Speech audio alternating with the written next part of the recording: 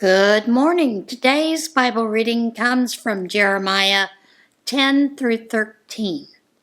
So let's get into this.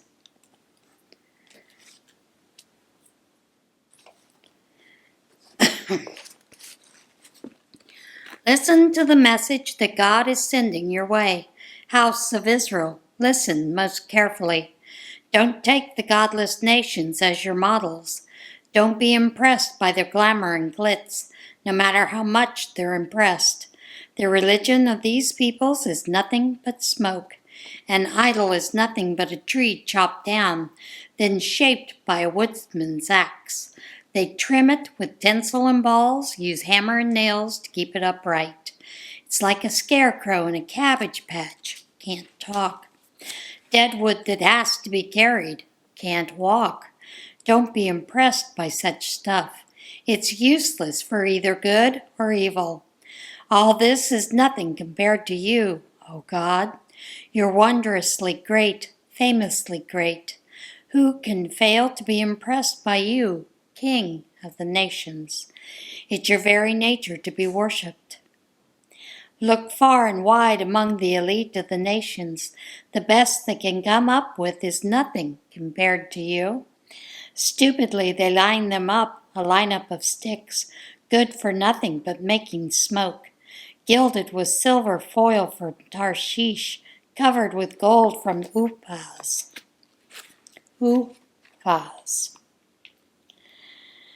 Names are hard in this book. Hung with violet and purple fabrics, no matter how fancy the sticks, they're still sticks. But God is the real thing, the living God, the eternal King. When he's angry, earth shakes, yes, and the godless nations quake. Tell them this, the stick gods who made nothing, neither sky nor earth, will come to nothing on the earth and under the sky. But it is God whose power made the earth, whose wisdom gave shape to the world, who crafted the cosmos. He thunders and rain pours down. He sends a cloud soaring. He embellishes the storm with lightnings, launches wind from his warehouse. Stick God worshippers looking mighty foolish, God makers embarrassed by their handmade gods. Their gods are frauds, dead sticks, dead wood gods, tasteless jokes. When the fires of judgment come, there'll be ashes. But the portion of Jacob is the real thing. He put the whole universe together and pays special attention to Israel. His name? God of the angel armies. Grab your bags, all you who are under attack. God has given notice. Attention. I'm evicting everyone who lives here. And right now? Yes, right now. I'm going to press them to the limit. Squeeze the life right out of them. But it's a black day for me, hopelessly wounded, I said. Why, oh why, did I think I could bear it? My house is ruined, the roof caved in, our children are gone. We'll never see them again. No one left to help in rebuilding, no one to make a new start. It's because our leaders are stupid. They never asked God for counsel, and so nothing worked right. The people are scattered all over. But listen, something's coming. A big commotion from the northern borders. Judah's town's about to be smashed, left to all the stray dogs and cats. I know, God, that mere mortals can't run their own lives, that men and women don't have what it takes to take charge of life. So correct us, God, as you see best. Don't lose your temper. That would be the end of us. Vent your anger on the godless nations who refuse to acknowledge you, and on the people who won't pray to you. The very ones who've made a meal out of Jacob. Yes, made a meal. And devoured him whole, people and pastures alike. The message that came to Jeremiah from God, preached to the people of Judah and the citizens of Jerusalem. Tell them this. This is God's message, the message of Israel's God to you. Anyone who does not keep the terms of this covenant is cursed. The terms are clear. I made them plain to your ancestors when I delivered them from Egypt. out of the iron furnace of suffering. Obey what I tell you. Do exactly what I command you. Your obedience will close the deal. You'll be mine, and I'll be yours. This will provide the conditions in which I will be able to do what I promised your ancestors, to give them a fertile and lush land. And as you know, that's what I did. Yes, God, I replied, that's true. God continued, preach all this in the town of Judah and the streets of Jerusalem. Say, listen to the terms of this covenant and carry them out. I warned your ancestors when I delivered them from Egypt, and I've kept up the warnings. I haven't quit warning them for a moment. I warned them from morning to night. Obey me, or else. But they didn't obey. They paid no attention to me. They did whatever they wanted to do. Whatever they wanted, whenever they wanted to do it, until finally I stepped in and ordered the punishments set out in the covenant, which, despite all my warnings, they had ignored. Then God said, there's a conspiracy among the people of Judah and the citizens of Jerusalem. They've plotted to reenact the sins of their ancestors, the ones who disobeyed me and decided to go after other gods and worship them. Israel and Judah are in this together, mindlessly breaking the covenant I made with their ancestors. Well, your God has something to say about this. Watch out. I'm about to visit doom on you, and no one will get out of it. You're going to cry for help, but I won't listen. Then all the people in Judah and Jerusalem will start praying to the gods you've been sacrificing to all these years. But it won't do a bit of good. You've got as many gods as you have villages, Judah.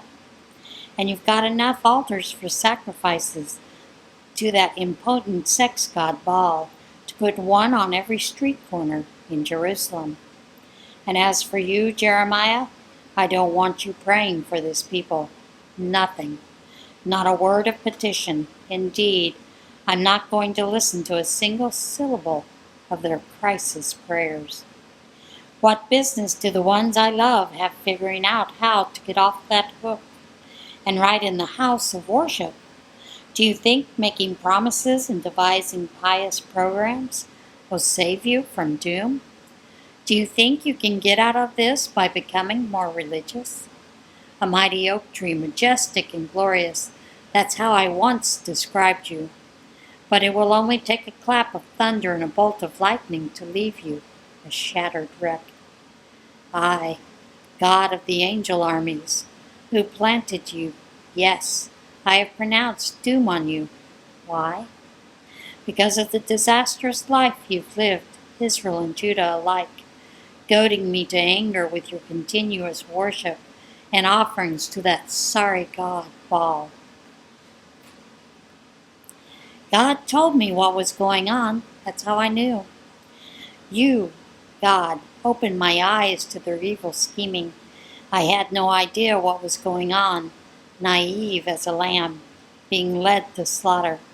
I didn't know they had it in for me, didn't know of their behind-the-scenes plots. Let's get rid of the preacher. That will stop the sermons. Let's get rid of him for sure, for good. He won't be remembered for long. Then I said, God of the angel armies, you're a fair judge. You examine and cross-examine human actions and motives. I want to see these people shown up and put down. I'm an open book before you. Clear my name. That sent a signal to God, who spoke up.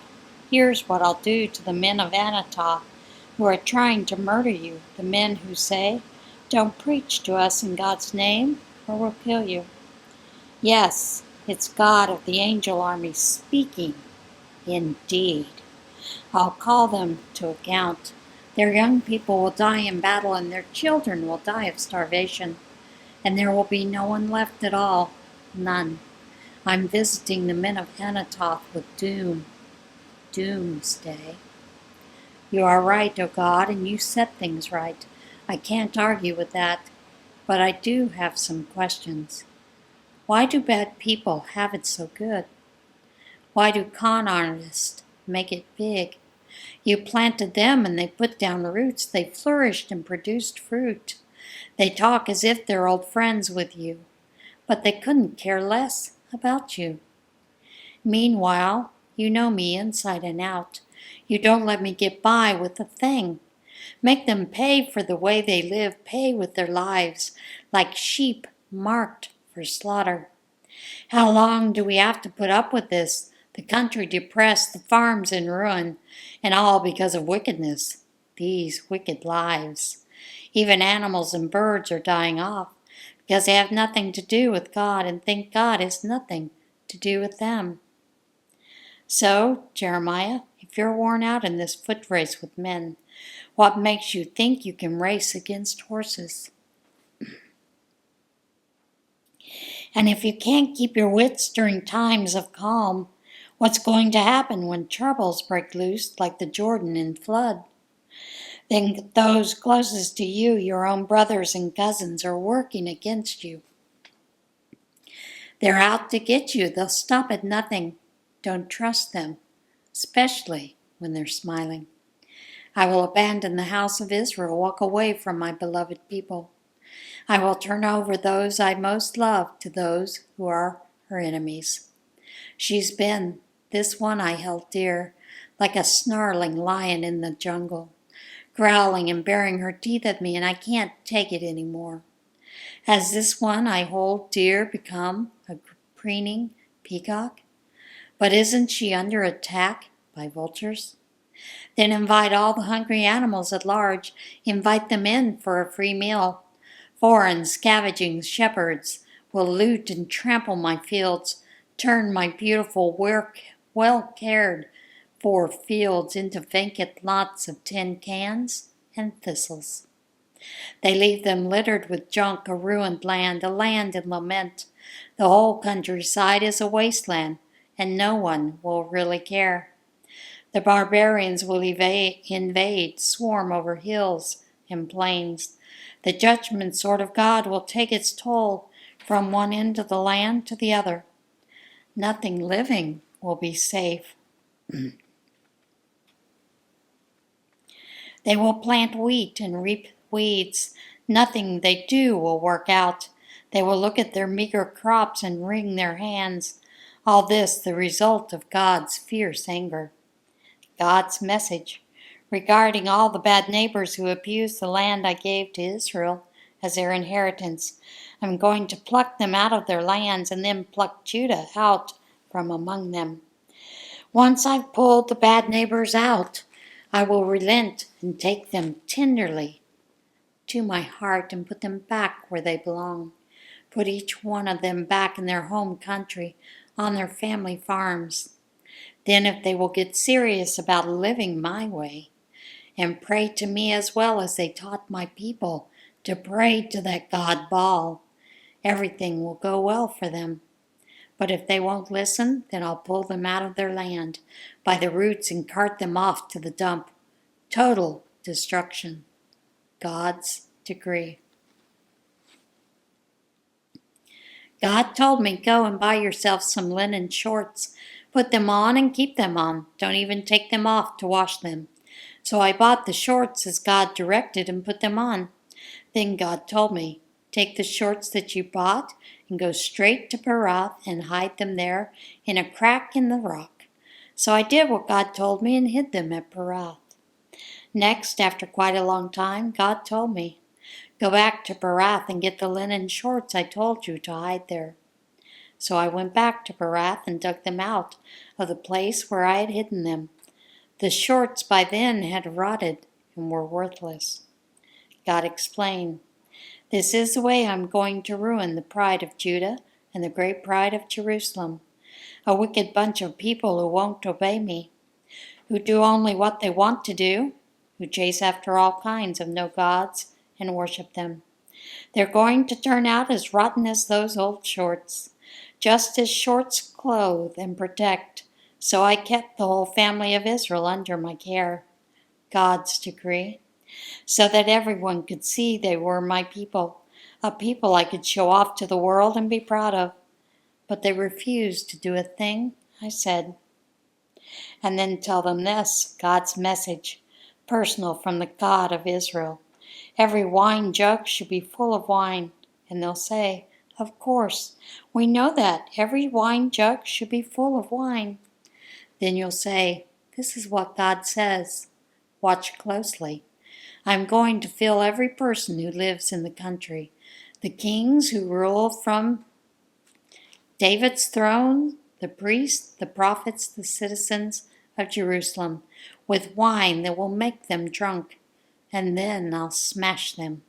Smash the wine-filled jugs, old and young alike. Nothing will stop me. Not an ounce of pity or mercy or compassion will slow me down. Every last drunken jug of them will be smashed. Then I said, listen carefully. Don't stay stuck in your ways. It's God's message we're dealing with here. Let your lives glow bright before God, before He turns out the lights, before you trip and fall on the dark mountain paths. The light you always took for granted will go out, and the earth will turn black. If you people won't listen, I'll go off by myself and weep over you. Weep because of your stubborn arrogance. Bitter, bitter tears. Rivers of tears from my eyes, because God's sheep will end up in exile. Tell the king and the queen mother, come down off your high horses. Your dazzling crowns will tumble off your heads. The villages in the Negev will be surrounded, everyone trapped, and Judah dragged off to exile. The whole country dragged to oblivion. Look, Jerusalem. Look at the enemies coming out of the north. What will become of your flocks of people, the beautiful flocks in your care? How are you going to feel when the people you've played up to, looked up to all these years, now look down on you? You didn't expect this? Surprise, the pain of a woman having a baby. Do I hear you saying, what's going on here? Why me? The answer's simple. You're guilty, hugely guilty. Your guilt has your life endangered. Your guilt has you writhing in pain. Can an African change skin? Can a leopard get rid of its spots?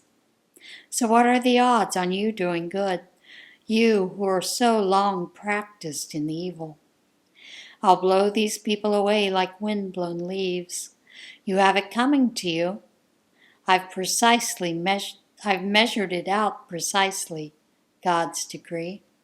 It's because you forgot me and embraced the big lie, that so-called God Baal. I'm the one who will rip off your clothes, expose and shame you before the watching world. Your obsessions with gods and more gods, your goddess affairs, your god adulteries, gods on the hills, gods in the fields. Every time I look, you're off with another god. Oh, Jerusalem, what a sordid life. Is there any hope for you? And that is it for today's Bible reading. As always, get in touch with God today, and I will see you again tomorrow.